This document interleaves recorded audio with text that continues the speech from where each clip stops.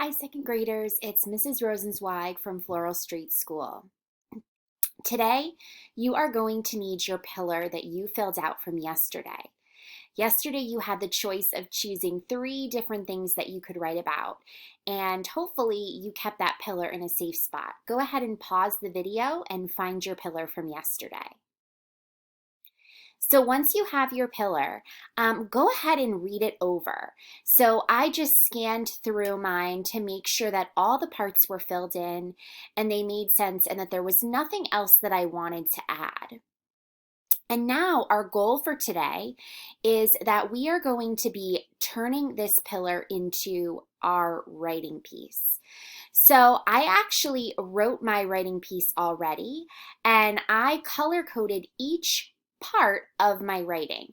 So you'll see the blue is my introduction, the red is my conclusion, the orangish yellow is my first idea and details, and the purple is my second idea and details.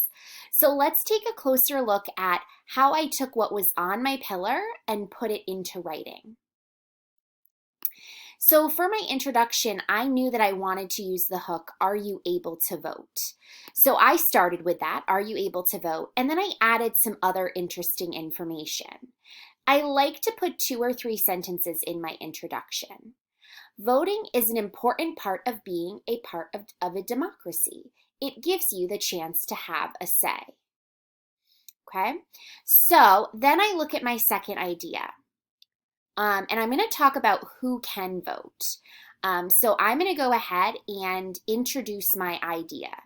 So who can vote? So there's my first idea. And then I'm going to take my details. In the United States, you need to be a legal citizen to have the right to vote. You also must be 18 years or older. Women didn't have the right to vote until the 1920s, and they fought to gain that right.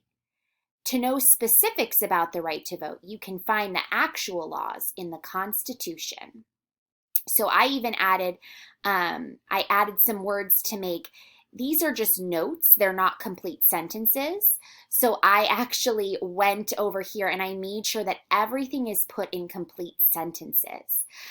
They start with a capital letter, they have punctuation at the end, and they have all that important part that kind of explains the facts that you have put on your pillar.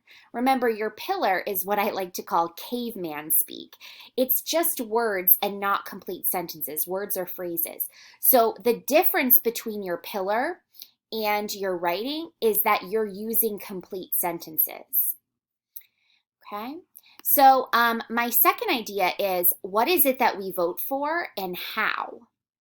So I said, once you have the right to vote, who do you vote for and how? Okay, and then I take my details. Voters are able to vote for mayor, governor, president, senator, judges, and representatives. Sometimes people vote for certain political parties. People who run in an election are called candidates. So of course I could always add more, but that was all that I had in my details for right there.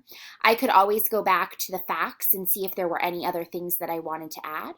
But it's time for my conclusion. And so I wanted to talk about how voting is an important part of being a United States citizen. So I said, no matter where you live in the United States, the right to vote is important because we get a say in how our country is run. So if you want to go ahead and replay this video, you can write it right along with me, or go ahead and take your pillar from yesterday and you can write your own. Make sure to use those complete sentences and reread what you wrote. Happy writing!